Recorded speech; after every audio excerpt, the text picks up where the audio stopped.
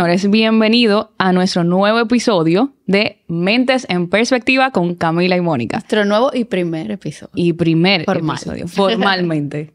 Aunque le hemos dado mucha mente, ideas y cabeza a Mentes en Perspectiva, ese formalmente nuestro primer episodio. Total. Y estamos en los primeros meses del año. Yo creo que es muy importante, y este podcast me ayudó mucho en la preparación, y mientras tú hablabas y yo hablaba en esas ideas, fui pensando mucho en mi vida también, lo digo y hablo así, comienzo a nivel personal, porque yo creo que va a ser muy bueno para este inicio de año, estos primeros meses. Y es que vamos a hablar de la procrastinación, que es un enemigo constante. Y yo no sé si tú te has fijado, pero las redes en todas estas semanas se llenan de... Voy a comenzar a ir al gimnasio. Inclusive mi hermana me dice que el gimnasio en enero se llena, el gimnasio de ella. Sí. Porque comenzamos con mucha motivación, comenzamos con mucho deseo de cambio y pensando que un año nuevo o un número puede transformar todos nuestros hábitos. Totalmente. Pero pasa el tiempo. Y ahí vemos. Es como un rush de dopamina que le da al cerebro cada nuevo año. Esa dopamina, como esa motivación, ese empuje, pudiéramos decir. Mira, y yo leí algo la semana pasada o antepasada que decía, a veces nos comportamos como empresas que tienen que dar resultados a indicadores. Ay, está como si fuésemos máquinas. Entonces, como yo veo que estamos subiendo, mucha gente está subiendo stories de fui al gimnasio, de que comencé a nadar en mi caso, etcétera, etcétera, etcétera, nuevo proyecto, nuevo año, que yo cuánto. Entonces, yo me siento inferior, etcétera, etcétera, etcétera, y me tengo que poner la pila para no quedarme atrás. Sí. Y ya vemos que, como tú dices, eso comienza como un impulso de deseo de dopamina, de adrenalina. Pero ¿qué pasa cuando pasa el tiempo? Sí. Ya cuando ese rush de adrenalina, que lo que hace es que es como un subidón, termina bajando, y lo que suele entrarse dentro del proceso es precisamente de lo que vamos a hablar hoy, que es la procrastinación. Pero nosotros le vamos a dar una luz tal vez un poquito diversa, porque nosotros creemos fielmente como psicólogas, y lo hemos visto en las consultas, yo particularmente también a nivel de historial clínico y de evaluación, que la procrastinación no es el problema, sino que muchas veces es un síntoma. Yo creo que tú acabas de comenzar por lo más importante. Y permíteme repetirte, la procrastinación no necesariamente es el problema. Es un síntoma. ¿Qué hay detrás? ¿Qué hay detrás? ¿Qué hay detrás? Inclusive, ahora pensando, cada vez que un paciente se sienta frente a mí, yo necesito más disciplina, como ese discurso de autoacusación. De yo no puedo más, yo me siento un mediocre. Ahí yo comienzo y digo, ok, vamos a hacer un stop.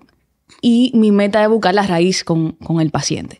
Ahora, yo creo que mucha gente se estaría preguntando qué es la procrastinación. Sí. Y la procrastinación es esta tendencia que tenemos a dejar para después lo que tiene una fecha límite de tiempo. Por ejemplo, si yo tengo que hacer una presentación, me invitaron a un sitio, tengo que dar una conferencia y la presentación es el viernes. La persona que luchamos con los hábitos de procrastinación tendemos a dejar la presentación para querer la presentación el viernes a las 5. A las 10 de la mañana yo me estoy volviendo loca de cómo voy a agendar mi agenda para o organizar mi agenda para hacer esa reunión. Eso es la procrastinación. Y diría yo que no estamos hablando, como tú decías, ni siquiera de un problema de necesariamente falta de disciplina. Quizá hay que analizarlo al paso eso, sino una dificultad de autorregulación a nivel cognitivo, conductual, y me atrevo a agregar que a nivel de afecto, o sea, de la parte emocional. Sí, ¿okay? Exactamente. Y a nivel cognitivo es muy interesante lo que pasa con la procrastinación. Y se han tratado de delinear muchos estudios y muchas investigaciones de cuáles son las áreas que están generalmente más asociadas a una conducta procrastinadora. Y aquí tenemos nuestro famoso cerebro y quiero que hablemos un poquito de eso porque la conducta de la procrastinación empieza por la incapacidad de gestión que empieza precisamente en esta parte de aquí que es nuestro lóbulo frontal. En esencia, la procrastinación es un fallo a la capacidad de autorregulación, como tú estás mencionando. Autorregulación es la capacidad de yo dirigir mi conducta hacia una meta deseada. Y todos nacemos con la capacidad de la autorregulación. Algunos tal vez tengan este lóbulo, lo usen mejor que otras personas, y eso tiene que ver con componentes genéticos, tendencias de personalidad, crianza y demás. Pero en esencia, el lóbulo frontal está equipado con todo a la hora de nacer para poder ser eficaces en la autorregulación. Y eso se va desarrollando, dado que esa es la última parte del cerebro que se desarrolla. Ya es luego incluso de la adolescencia que se pudiera decir que tenemos las estructuras cerebrales más maduras para ejercer mejor la autorregulación. Por eso tal vez a un adolescente se le pase el procrastinar, el dejar todo para después. Claro. Pero en un adulto ya no luce. Y eso tiene que ver con las demandas del entorno. O sea que cuando hablamos del lóbulo frontal, la procrastinación tiene que ver con ese impulso, con la impulsividad y la reducida, digamos que control ejecutivo para manejar nuestra conducta y dirigirla a un lugar deseado. Lo que sucede con el cerebro, vamos a Cuidado con el micrófono. abrirlo aquí un minuto para que ustedes vean, es que muchas veces nuestro sistema de recompensas, que está regido por esta parte de aquí, ustedes lo pueden ver directamente en o nuestro sistema límbico, entre otras estructuras que están más destinadas como al procesamiento emocional y al procesamiento como más impulsivo, desea algún tipo de recompensa inmediata. Y lo que hace es procrastinar tareas que no desea. Por ejemplo, no solemos procrastinar tareas que deseamos hacer. Exactamente. Entonces, tendemos a hacerlo exacto. ya. Entonces, lo que no desea, el impulso dice, ok, ve hacia algo que sea más gratificante. Y lo que hace es que suprime naturalmente lo que nuestro lóbulo frontal quiere hacer, que es ejecutar la tarea. Porque este lóbulo tiene precisamente que ver con la planificación, la orientación a la acción, el razonamiento, el juicio, el razonamiento. Entonces, cuando alimentamos de nuestro sistema de recompensa, es decir, procrastinamos, nos gratificamos con una acción, con la acción que queríamos hacer, y lo que hace naturalmente es postergar la tarea. Si alimenta el sistema de recompensa, se suprime el sistema de control cerebral ejecutivo, y lo que hace es que perpetuemos y hagamos de esto un tipo de hábito, un tipo de ciclo. Pero lo importante, lo que no tenemos que quedar de cómo esto funciona, es que a medida que alimentamos una cosa, dígase esta parte cerebral, estos ámbitos cerebrales, al procrastinar, suprimimos la otra. Pero sin embargo, todos tenemos la capacidad de igual regularnos en base a nuestras estructuras cerebrales. Claro, y muchas veces nosotros tenemos con el paciente, es un trabajo, yo le diría como de entrenamiento. O sea, es un proceso, volvemos y decimos, de entrenamiento en la autorregulación conductual, cognitivo y afectivo, que lo vamos a hablar un poquito más al paso. Pero es importante saber que muchas veces nos llenamos de un miedo al fracaso, y esto supera el deseo que tengo de éxito. Y por eso yo lo que busco, quizás es un poquito complejo de entender, lo que busco es lo que me da éxito inmediato, en el momento, hasta simplemente usar las redes sociales. Ahí no recibo vulnerabilidad. Y es que tenemos tantas resistencias a sentirnos vulnerables. Por ejemplo, tenemos que, para poder llegar al análisis correcto de todo esto, verlo de diferentes perspectivas. Tú estás hablando de la parte cognitiva. Yo creo que también tendríamos que irnos a esa parte afectiva, emocional y conductual. Bajo la premisa de que es un síntoma, no es un problema. Exactamente. Y yo me voy así como navegando profundamente hasta desde un árbol hasta las raíces. Y nosotros podemos ver diferentes hipótesis. Por ejemplo, si un paciente llega a consulta con estos síntomas de procrastinación y también con culpa, importante eso, porque esto acarrea una serie de excusas, de culpa, de autosabotaje. Yo tengo que preguntarme por qué. Tengo que ir a la historia del paciente. O sea, no me puedo quedar simplemente en los síntomas. Y si tuviésemos que trazar como un primer síntoma de ánimo emocional, etcétera, o raíz, mejor dicho, es la depresión. ¿Cuántas personas reciben o experimentan la depresión con un autosabotaje tan profundo de que todo lo que a mí me da pereza, y voy a poner la palabra en pereza porque puede ser otras sensaciones, pues yo lo evito? Es como si estuvieras tú tratando de cargar un camión tan grande que tú prefieres simplemente no hacerlo. Prefiero quedarme acostada, prefiero tirarme en la cama. Porque en esencia lo que hay es un estado bajo de ánimo. Exactamente. De base, como todo me pesa. Todo me pesa. Entonces, ¿cómo yo no voy a procrastinar? Y yo se lo digo al paciente, oye, que ¿cómo tú no vas a procrastinar? Muchas veces la gente llega a consulta por la procrastinación y no por la depresión. Y luego, indagando, nos damos cuenta que cuando juntamos eso con todos los otros síntomas, nos apunta directamente hacia allá. A la depresión. Mi trabajo en prioridad no es trabajar con la procrastinación. Es que trabaja con la raíz, que es la depresión. Ahora, hay otra raíz que es importante que la conversemos, que es esa necesidad o creencia inconsciente de yo tengo que autosabotearme. Por ejemplo, y ahí venimos con la parte quizá un poquito más profunda del corazón. Yo decía ahorita que tenemos tanto miedo a la vulnerabilidad. Y muchas veces las cosas que a mí me llevan a sentirme vulnerable, que me exponen, sea profesional o personalmente, entonces yo tiendo a evitarla, aunque conlleve éxito y ganancia y crecimiento. Algo tan sencillo como hablar un tema difícil con una persona. Por ejemplo. Eso es un simple ejemplo, que no es tan simple. Vamos a poner más ejemplos. Si yo sé que, y me voy a quedar con el ejemplo que dije ahorita, tengo que dar una presentación, pero estoy lidiando con inseguridades profesionales. Esa presentación me hace toparme de frente inconscientemente con esas inseguridades que yo no he trabajado. Entonces, ¿qué hago? Tiendo a dejarla de último. En el día a día yo no pienso en mi inseguridad. Yo pienso en usar el celular. Yo pienso en hacer otras actividades, lo mismo que tú decías, que me eleve la dopamina, que me haga sentir adrenalina o que me dé alivio, y no enfocarme en la que está cargada inconscientemente de múltiples inseguridades. Mira, ahora que tú mencionas eso, yo me acabo de pensar algo que a mí me está pasando precisamente ahora mismo. Yo estoy en el proceso de emprender algo nuevo y obviamente yo me veo, o sea, yo entiendo que yo soy dentro de todo segura de sí misma, pero el emprendimiento, de todo lo que tiene que ver con negocio, inversión de otras personas. Toca vulnerabilidad. O sea, te toca. Y yo he trabajado mucho en mi proyecto, o sea, me he dedicado mucho, pero ya llegó como un punto en el que hay que dar como toques finales y pasos de acción. Y, por ejemplo, cada vez que me ponen reuniones para eso y me la cancelan, por dentro yo me alegro. Un alivio. Como que yo siempre trato, no, cuando tú puedas, no te preocupes, pero yo no tengo prisa.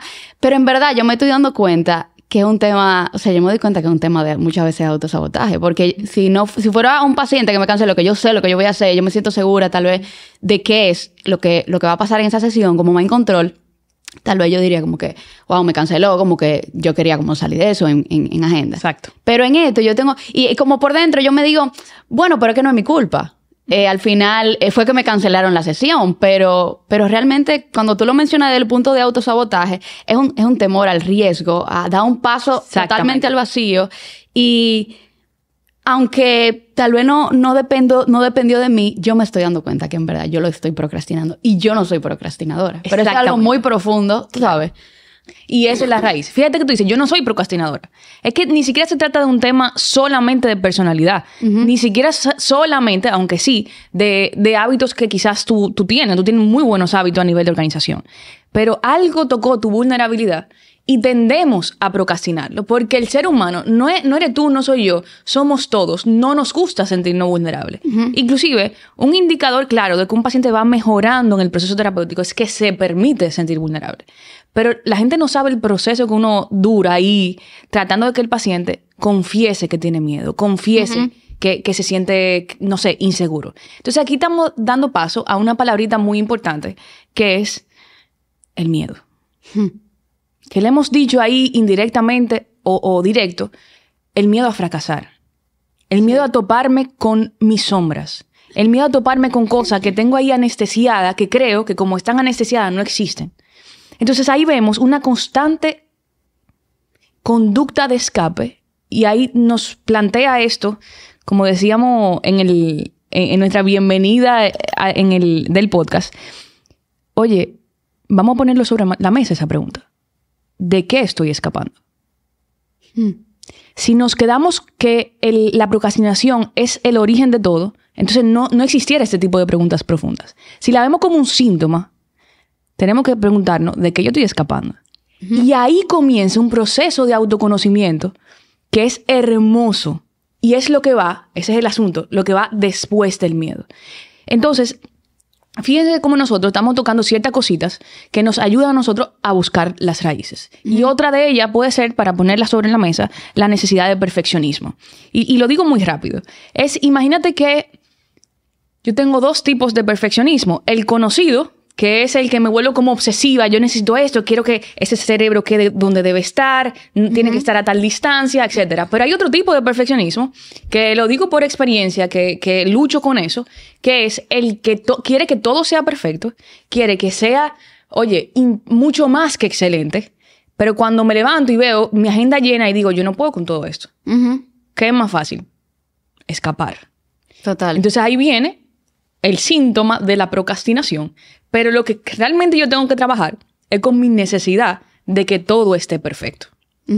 Y muchas veces el mismo perfeccionismo nos retrae de la orientación a la acción, precisamente. O sea, si no está todo perfecto, no lo puedo hacer. Y lo que hago es que sigo postergando y sigo postergando. Yo mencionaría otro punto ahí. Hemos mencionado la depresión y yo quiero que volvamos un solo segundo, Mónica, al tema de la depresión, porque yo quiero que como que podamos tal vez trazar cómo yo puedo distinguir que mi procrastinación tiene que ver con depresión, con qué otros síntomas se unen. Y tiene mucho que ver cuando la procrastinación se une con un desánimo generalizado. Exactamente. Con una falta de deseo por la vida, con una falta de propósito, de proyección, con un pesimismo, cuando se está mezclando con todo me sabe a nada, como soy indiferente a todo, como soy apático, como estoy triste la mayor parte del tiempo. Y puede que estemos creando como esa dificultad para pararme de la cama, y por lo tanto pueda tener que ver con una asociación depresiva. Aquí la clave para distinguir la verdadera razón es la autorreflexión. Claro. Y la autorreflexión está aquí. Y suprime la otra parte que nosotros estábamos hablando. Por lo tanto, da una mayor capacidad de autorregulación.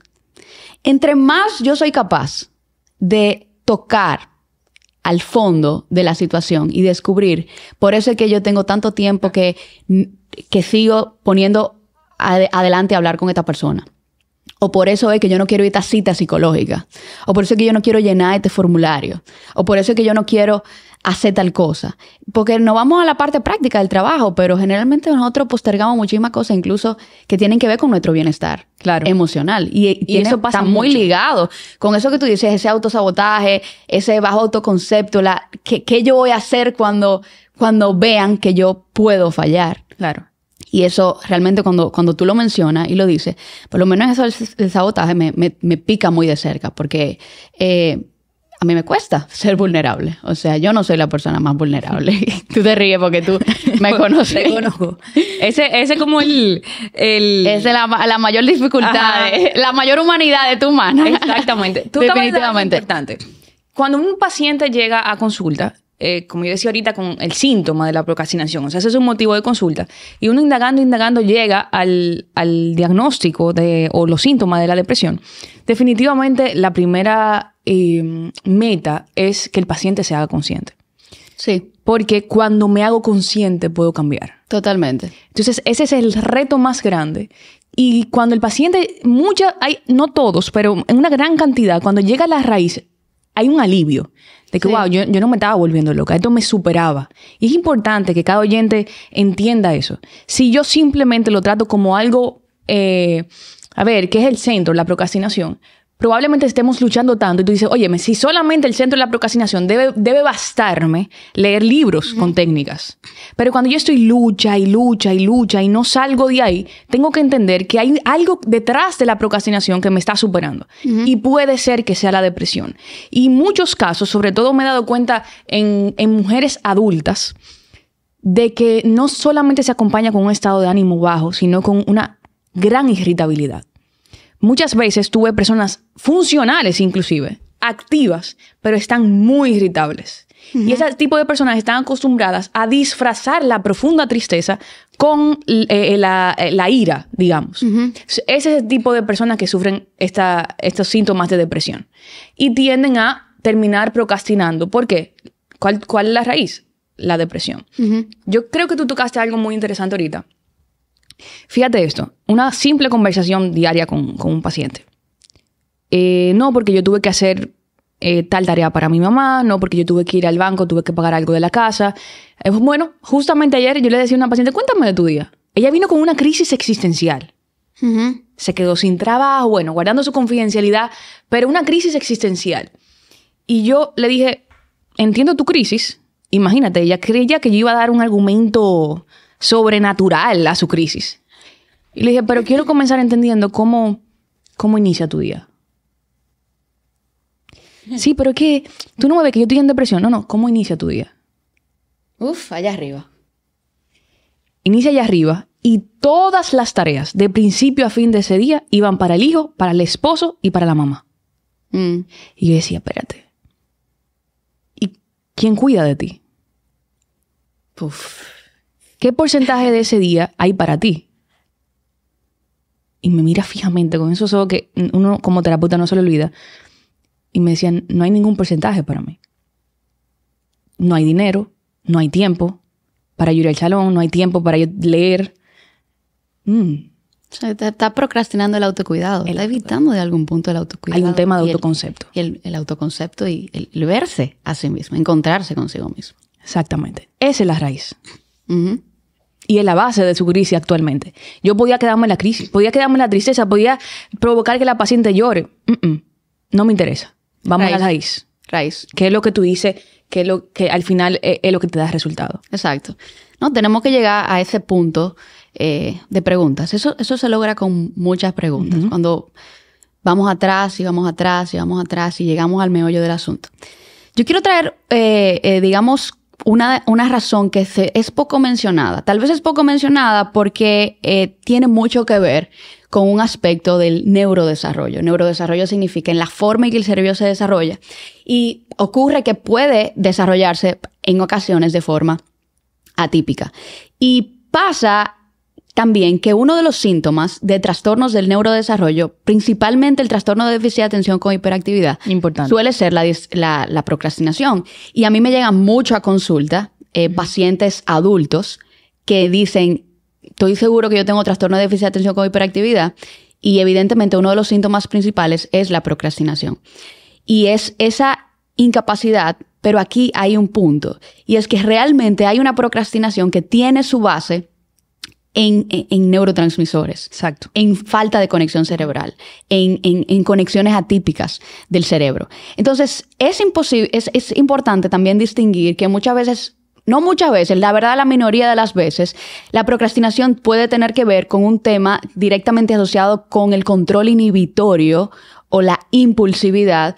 Y cuando juntamos la procrastinación con otros síntomas en la adultez, otros síntomas asociados al trastorno de déficit de atención, incapacidad para prestar atención, gastos impulsivos, muy pobre manejo del tiempo, incapacidad para organizarme, para conseguir metas. O sea, la vida generalmente se vuelve un meollo. Una lucha. Pero que se arrastran desde la niñez. O sea, puedo en su historial realmente sacar un conjunto de desarrollo, un desarrollo que sea lineal en términos de las mismas dificultades, pues pudiéramos estar hablando de que esa procrastinación puede mejorarse a un nivel de terapia cognitivo-conductual y posible intervención farmacológica. Exacto.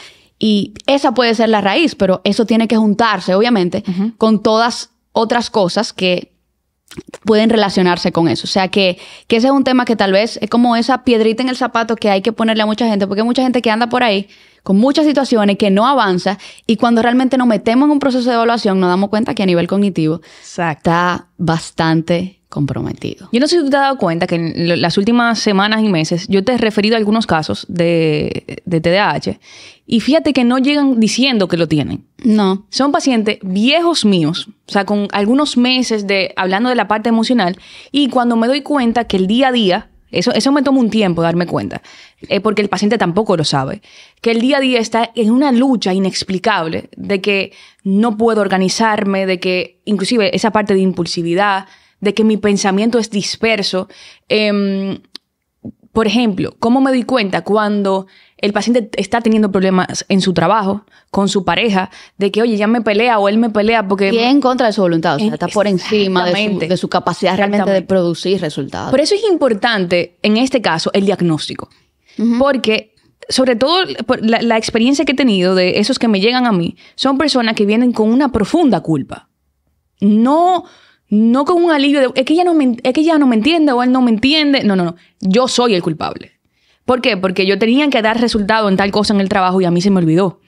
O mira, de 10 cosas yo no me pude hacer 2, no estoy dando los resultados.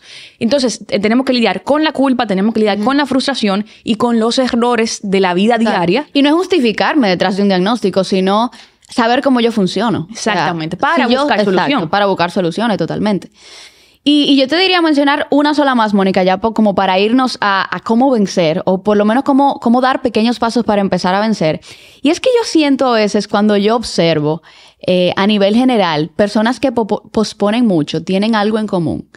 Y no me saco de la ocasión porque a veces me sucede, pero es como que muchas veces hay una mentalidad muy hedonista.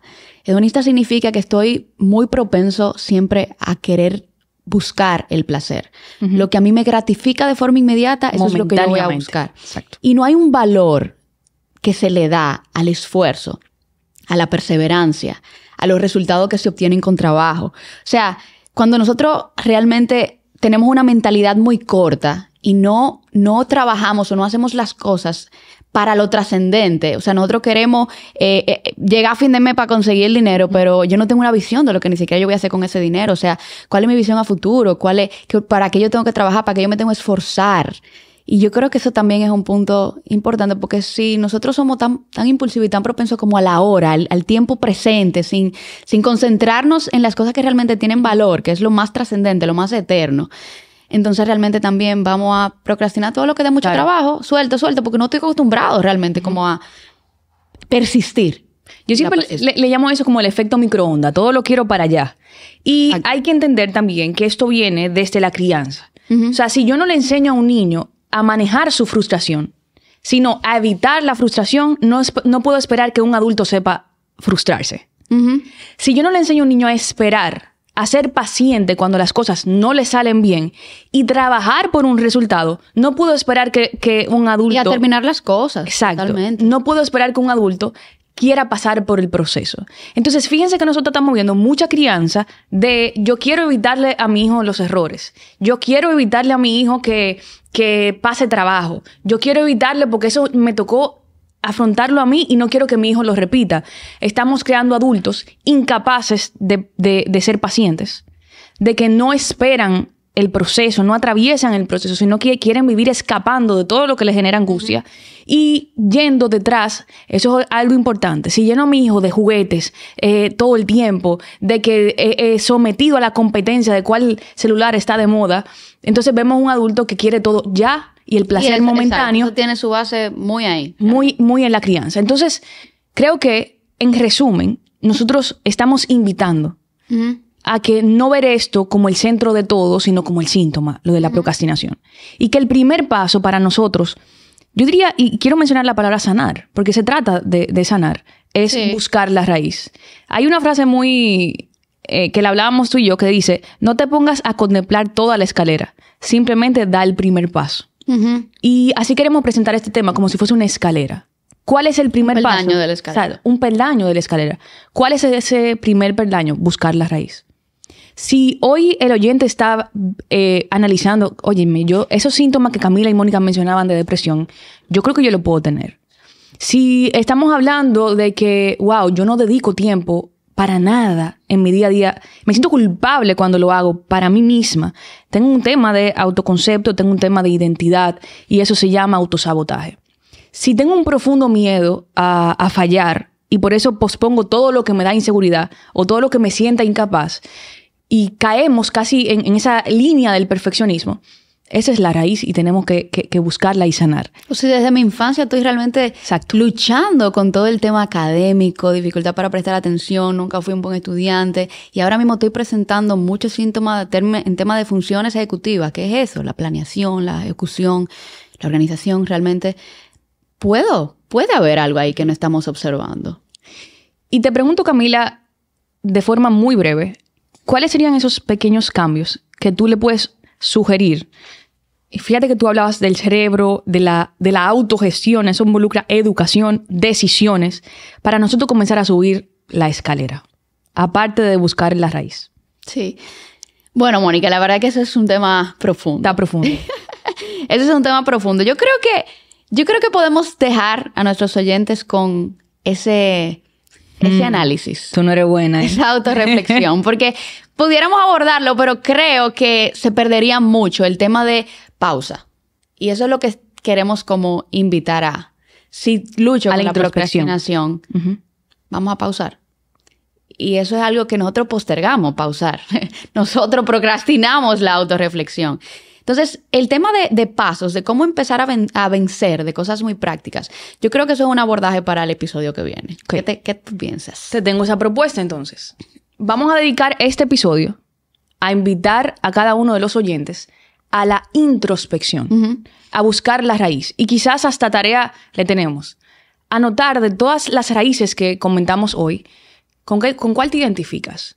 Y ya en el próximo episodio vamos a hablar de cuáles son esos cambios, quizá sin ningún tipo de limitación por el tiempo, poder desarrollarnos, qué nosotros podemos hacer diferente para sanar la raíz, pero también de manera conductual y práctica, comenzar a transformar nuestro día a día y dejar de luchar con el enemigo de la procrastinación. Totalmente. Así que, nada, muchísimas gracias por acompañarnos. Me picó cerca, lo digo en serio, pero realmente creo que fue un episodio muy bueno y estoy muy contenta realmente de poder como seguir hablando de estas cosas. Así que nos vemos en un próximo.